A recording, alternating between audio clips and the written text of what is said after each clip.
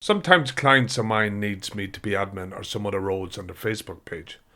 This could be for me to look at stats or set up Facebook ads for them. To do this, I first need to be friends with my clients on Facebook. The client then goes to their page, settings, page roles, assign new page role. They then type in the name of the person, which in this example would be my name, that they want to have a role on their page. You can scroll down through your friends, pick out the person you want.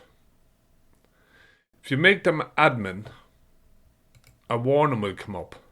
And I will say to you, look, basically that they have all the same permissions as you have. So just be very careful who you give permissions to.